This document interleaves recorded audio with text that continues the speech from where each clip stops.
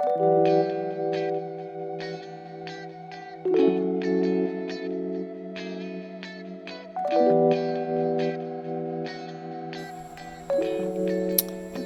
so welcome back to Low Tech Garage. Today we're going to be tackling non-functioning power window on the passenger side of our shop truck, the F150.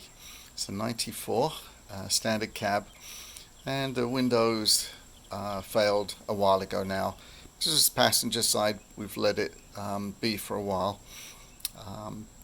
Our expectation is that the plastic gears that are inside the cover on the motor in here have probably disintegrated. There are some workarounds, interesting workarounds on the internet, for other things that you can actually just put into that space to get the motor working again. Realistically, a replacement motor, I think I paid $30, and so for me it's going to be easier just to go ahead, pull the old motor out, put this one in, cross my fingers, hope we have a functional window. So first thing we're going to be doing is going across to the truck and removing the door panel. Okay, so the door panel removal is relatively straightforward. There's a number of screws holding it in place. There's one down here and one here. There's one that was missing on our truck, but actually it's down inside the handle position. You can see the spot here, one here, one here, and then one on the edge of the bin, if I can get it in the camera shot. Yeah, just there. So remove those, and then you can remove the panel just by pulling it out and up. Once the panel's started to move, you can take the switch panel and actually push that back inside the slot. That'll obviously retain with the door and the wiring, and then that'll let you take the whole rest of the panel away. This is going to give me an opportunity to look at a couple of other things. One of the things I already see is that there is actually the wiring for the step lights on the truck, just that it hadn't been put back into the door panel. So that's exciting, so I'll be able to put a bulb in that and hopefully get those working as well. The next step is going to be to carefully peel back the waterproof membrane on the door. We want that out of the way, especially in that area of the speaker. So I'm now going to carefully peel that back. Yes, so what I found is the wiring harness has this clip. Once you pull the clip out, you can move it out of the way, and you can now see the second dimple. So you're going to have to drill a hole in there. I'm going to say I think it's about a 3/8 hole that gets you a small socket, and that'll get you to the bolts that are on the inside that are holding the motor in place. Okay, so here we are. I always like to drill pilot holes with a smaller drill. Seems like it makes it easier going. So we're starting off with a small size.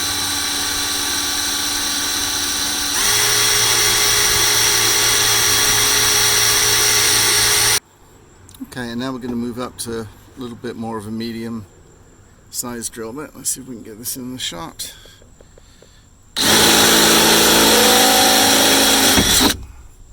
Good news is the sheet metal is not very thick,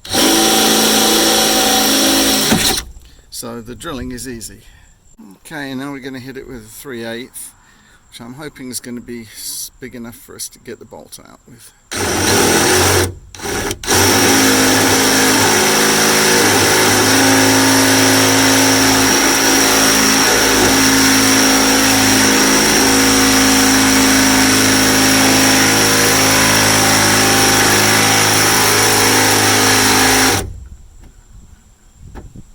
Okay, that's working. Probably should have used an intermediate size first, but I think this will do it. And I'm going to put the camera down just for the second one because I need to keep the wiring harness out of the way. Okay, so that's the two holes drilled. There's a little finishing I like to do. If you have a round, rat tail type file, I like to take it and run it around on the inside here, try and get rid of some of these sharp edges. just save you cutting up your hands as you're working. So I'm going to file these two, and then before I'm done, I'm going to find some kind of touch-up paint. Probably won't be the Ford red, but just put a little bit of paint on there so that we don't get fresh steel.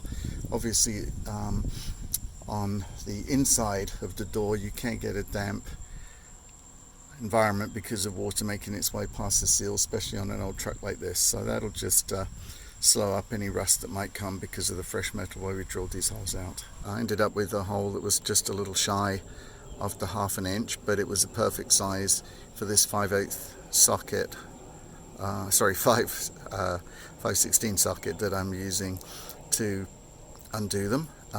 There's just the 3 bolts. There's the one that you could see here, which you could get at just about without any additional holes being drilled, and then there's the 2 here, the one that the nut driver's in, and then that hole below it. Those are the 3 things that hold it in place. I'm going to take a moment now to disconnect the electrical harness, and then once that's disconnected, undo the bolts. Okay, as you can see, once you undo the 3 bolts, what I did, especially when I was doing the 3rd one, I made sure I was holding onto the electrical lead here to be sure. But after you do that, a little tugging and the motor will just fall free of the window mechanism, and then you can actually remove it through this hole. Alright, so now we're ready to put the new one in. It's going to go in at this kind of angle, and what I found, you kind of need to be a bit of a contortionist, but unless you've got massive arms, you can probably put an arm in through here and actually work your way behind this bracket and then get to what's essentially the other side of the window mechanism. Let's see if we can see it in here. You can see it. So what you'll find is there's basically a gear on the back of the motor, and there's a set of teeth on the back of this guy, and like a locating pin in the middle of the gear. So what you're going to have to do is essentially just try and get that locating pin in the center of the gear, and then just get one of the bolts in. Ahead of doing that, what I am going to do is apply some grease pretty liberally to the gear here, just to help the mechanism. Alright, one more hot tip. Didn't expect this, but I guess I got the motor in place and was looking to just put one screw in finger tight before I could screw it in place. And at least the replacement motor I got, you cannot screw these things in finger tight by your fingers. So I've taken it out, put the bolt in here and then use a nut driver on it. And then it seemed like they're going in. There's one here, you can see, let's get it in focus, you can see it's sort of got a thread now. So I think it will be fine, but a little annoying. I had it in place and now had to remove it just to do this. Hopefully you guys will have got to this part of the video first and taken a moment to run the bolts down through the threads before you put the motor in. Okay, so we got the motor in place. Put the this bolt in first, because we could, after I ran it in there, I could start it with my fingers and then get it to hold the thing in place. Then I went ahead and put the 2nd and 3rd one in through the 2 holes we drilled. One tip, for the lower one, there's a little bit of a gap, between the motor and the door thing. Very easy to drop the bolt in the bottom. What I like to do is put a little strip of electrical tape around the head of the bolt and onto the socket, and that just holds it nicely in place. You can get the bolt started, and then the trip is to sort of take the socket out, get the tape off before you finally nip the bolt up.